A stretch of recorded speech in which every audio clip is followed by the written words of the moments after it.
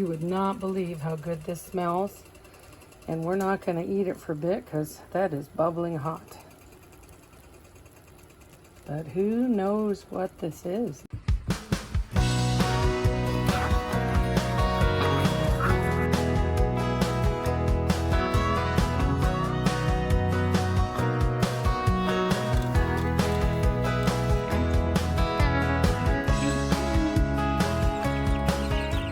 First thing we're going to do is preheat the oven to 350. So let's get that started. Next, you're going to melt a whole stick of butter. I'm just going to do it in the microwave. You could actually do it in a pan if you wanted to, but we're going to melt that. There we go.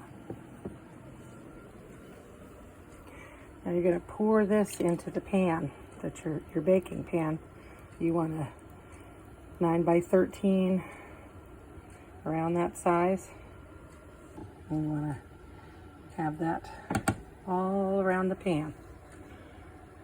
You want to put 3 cups of water in a saucepan to boil. We're going to come back to that later. Just keep an eye on that.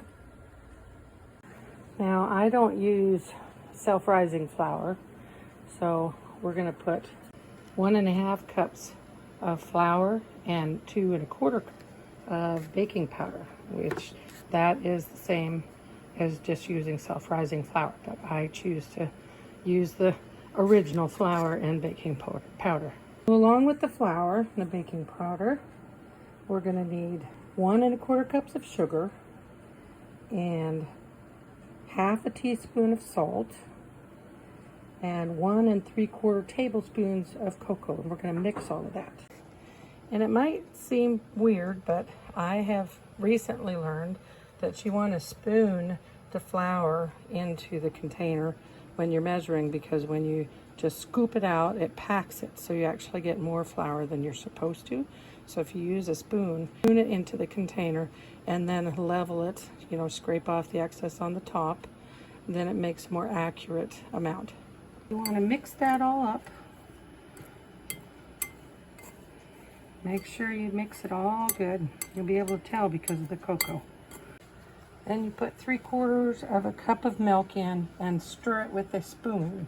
Don't mix it with beaters, just stir it up with a spoon till it's all mixed good. When you get that all mixed up good, so it's all nice and smooth, you want to put 2 teaspoons of vanilla and mix that in well. And now I use a spatula, make sure I get it all out, but we're going to pour this into the butter in your pan. Do not stir, just pour it evenly, just back and forth in the pan, but do not stir. That's one of the things about this recipe. When it goes in the pan, you don't stir it. So we're going to pour this in the pan evenly. Okay, so it's poured in the pan. So that's as even as we're going to get. Anyway, so it's poured into the butter.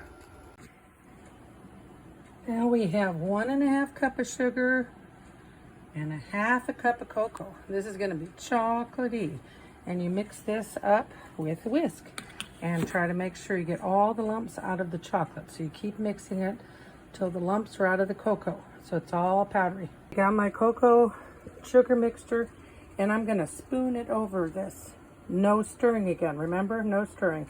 I'm going to spoon it over this evenly as I can. There it is. That's all that sugar and cocoa sprinkled evenly over the top. And now you won't guess what we're going to do. But remember, no stirring. Do not stir this in. Just spread it, spoon it in on the top, and then watch what we do next. Remember that water you've been boiling? Now we're going to put 2 1/4 cups of water. Pour it on the top. Again, no stirring.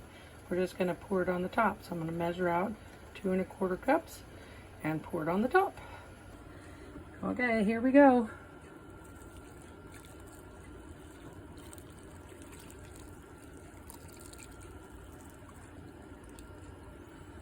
All right, and you want to do that slowly so you don't mix things up too much. And again, no stirring.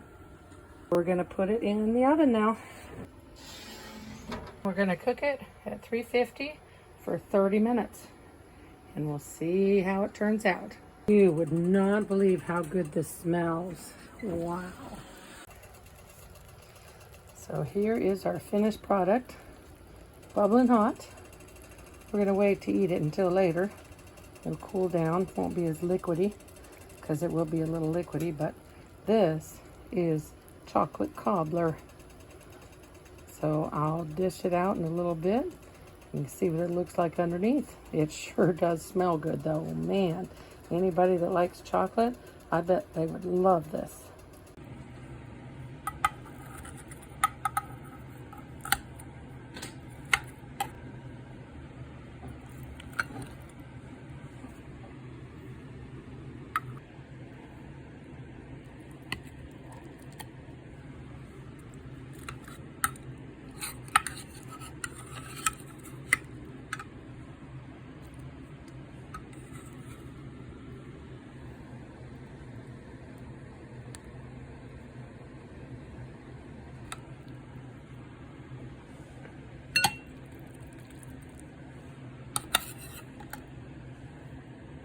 Of course, you had to have some ice cream with it too.